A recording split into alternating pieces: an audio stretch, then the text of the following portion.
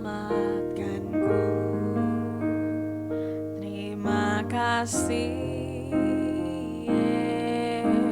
Yesus, Kau Tuhan yang pulihkanku. Terima kasih.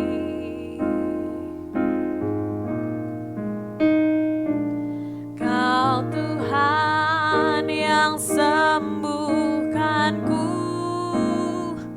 Terima kasih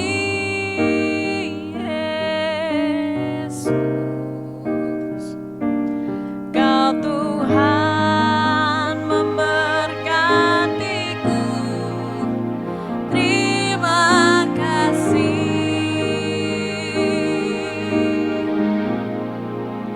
Segala pujian dan syukur hanya bagimu Yesus. Dengan apakah ku balas kasih-Mu?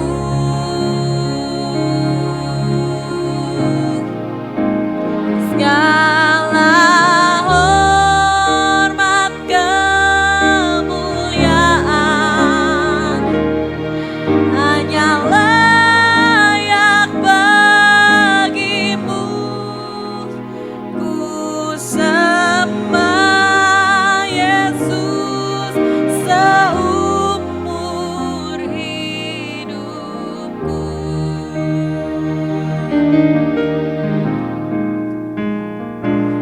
Kau Tuhan yang selamatkanku. Terima kasih Yesus. Kau Tuhan yang pulihkanku. Terima kasih.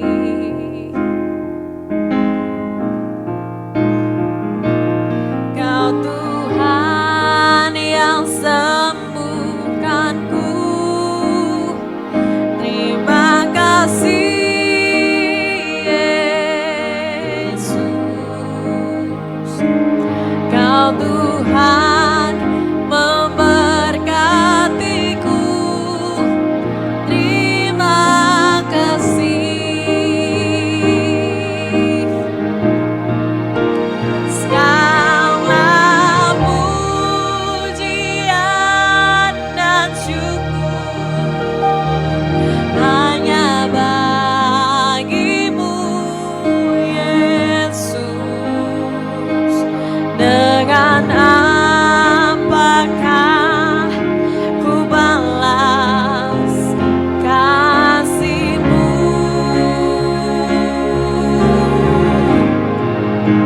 Segala hormat kemuliaan hanya layak bagimu. Ku sembah Yesus seumur hidupku. Segala pujian, segala pujian dan syukur hanya bagimu Yesus. Dengan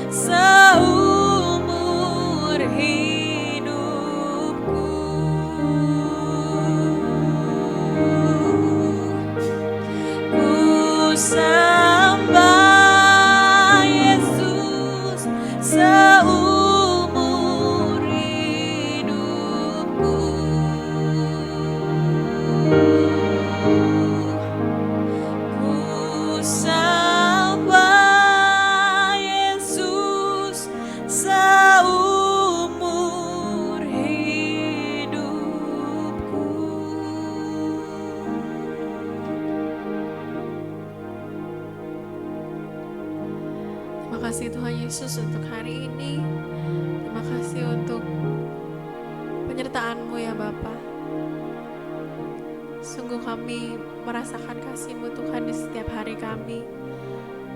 Kami mau memuji menyembah-Mu Tuhan Yesus umur hidup kami. Kami mau mendengarkan sebagian dari firman-Mu. Ajar kami untuk mengerti akan firman-Mu. Hanya dalam nama Tuhan Yesus kami sudah berdoa. Haleluya, amin. Shalom, kita berjumpa kembali di dalam renungan harian. Hari ini, hari Senin, tanggal 4 September 2023. Pembacaan Alkitab pada hari ini diambil dari Yehezkiel, pasal 25, 26, dan 27. Mari saudara-saudara membacanya terlebih dahulu agar kita lebih mengerti lagi apa yang firman akan katakan bagi kita. Tema dari hari ini adalah hukuman atas musuh umat Tuhan, yang berfokus kepada Yehezkiel pasal 25 ayat 6 sampai 7. Sebab beginilah firman Tuhan Allah, oleh karena engkau bertepuk tangan dan mengentakkan kakimu ke tanah dan bergembira dalam hatimu atas kecelakaan tanah Israel, oleh sebab itu sungguh aku akan mengacungkan tanganku melawan engkau dan menyerahkan engkau menjadi jarahan bagi suku-suku bangsa dan melenyapkan engkau dari tengah bangsa-bangsa dan membinasakan engkau dari negeri-negeri. Aku akan memunahkan engkau. Dengan demikian engkau akan mengetahui bahwa akulah Tuhan. Yehezkiel pasal 25 sampai pasal 32 berisi nubuatan penghukuman Tuhan terhadap bangsa-bangsa lain di sekitar Israel, yaitu Amon, Moab, Edom, dan Filistin di pasal 25, Tirus dan Sidon di pasal 26 sampai 28, dan Mesir di pasal 29 ayat 32. Ini sejalan dengan apa yang tertulis dalam kitab Yeremia pasal 46 sampai 51. Kecuali Yehezkiel tidak menubuatkan hukuman terhadap Babel. Sebelum Tuhan menghukum bangsa-bangsa lain, maka fokus Tuhan yang pertama adalah kepada dosa umatnya sendiri. Ia terlebih dahulu menegur dan menghukum umatnya yang telah memberontak terhadapnya. Namun demikian, ia tidak melupakan dan tidak mengabaikan penghukuman kepada bangsa-bangsa kafir lainnya yang berada di sekitar Yerusalem dan Yehuda. Bangsa-bangsa lain ini tidak menyadari bahwa kehancuran Yerusalem dan Israel bukan saja penghukuman atas Yahudi, tetapi juga itu adalah peringatan kepada bangsa-bangsa lainnya. Sama seperti yang tertulis dalam 1 Petrus 4 ayat 17 sampai 18 dikatakan, karena sekarang telah tiba saatnya penghakiman dimulai, dan pada rumah Tuhan, pada rumah Allah sendiri yang harus pertama-tama dihakimi. Dan jika penghakiman itu dimulai pada kita, bagaimanakah kesudahannya dengan mereka yang tidak percaya pada Injil Allah? Dan jika orang benar hampir-hampir tidak diselamatkan, apakah yang akan terjadi dengan orang fasik dan orang berdosa? Saudara, jadi jika Allah menghakimi umatnya sendiri dengan keadilannya, ia juga harus menghakimi bangsa-bangsa lain atas dosa-dosa mereka juga. Tidak ada bangsa yang luput daripada penghakiman Tuhan. Matius 25 ayat 31 sampai 32 mengatakan, apabila anak manusia datang dalam kemuliaannya dan semua malaikat bersama-sama dengan dia, maka ia akan bersemayam di atas tahta kemuliaannya. Lalu semua bangsa, perhatikan, semua bangsa akan dikumpulkan di hadapannya, dan ia akan memisahkan mereka seorang daripada seorang, sama seperti gembala memisahkan domba dari kambing. Memang umat Tuhan adalah yang pertama dihakimi sesuai dengan ketaatan atau pemberontakan mereka kepada Tuhan. Tetapi setelah itu Tuhan akan menghakimi bangsa-bangsa lain terhadap perbuatan mereka yang tidak mengenal dan tidak mau menerima Tuhan. Alasan mengapa Allah menghukum bangsa-bangsa lain ini dapat kita temukan dari pasal 25, yakni yang pertama, kepada bangsa Amon dan Moab. Amon dan Moab adalah anak-anak Lot dari hasil perzinahan dengan anak-anak perempuannya setelah mereka meninggalkan Sodom dan Gomora yang dibinasakan oleh Tuhan dengan api dan belerang. Allah menghukum Amon karena mereka tidak berbelas kasihan atas jatuhnya Yerusalem dan hancurnya bait suci. Mereka tidak ikut berduka akan kehancuran Israel. Kemudian Yehuda, bahkan mereka bersuka cita ketika Israel dikalahkan dan dibuang. Akibatnya menurut sejarah 5 tahun setelah Yerusalem dikalahkan, Nebukadnezar mengalahkan Amon dan Moab, dan kemudian Mesir juga ditundukkan. Yang kedua, kepada bangsa Edom. Edom adalah bangsa keturunan Esau. Edom selalu menjadi musuh Israel. Mengapa Allah menghukum Edom? Karena apa yang Edom lakukan melawan Yehuda dengan pembalasan. Ketika Nebukadnezar menyerang Yehuda, Edom bukan saja menyetujui, tetapi mereka mendukung dan turut merayakan kemenangan Babel. Mazmur pasal 137 ayat 7 mengatakan, ingatlah ya Tuhan kepada Bani Edom yang pada hari pemusnahan Yerusalem mengatakan, runtuhkan, runtuhkan sampai ke dasarnya. Yang ketiga, saudara, kepada bangsa Filistin. Filistin adalah bangsa yang menjadi musuh bebuyutan. Beberapa lama mereka berada di bawah jajahan Israel sejak zaman Daud. Tetapi pada waktu Raja Ahaz memerintah, Filistin memberontak dan merebut kembali beberapa kota di dalam 2 Tawarik 28. Filistin adalah bangsa yang tidak taat. Yang keempat, kepada bangsa Tirus. Tirus bersuka cita ketika Yerusalem hancur dan menjadi reruntuhan. Apa perenungan kita dari firman hari ini?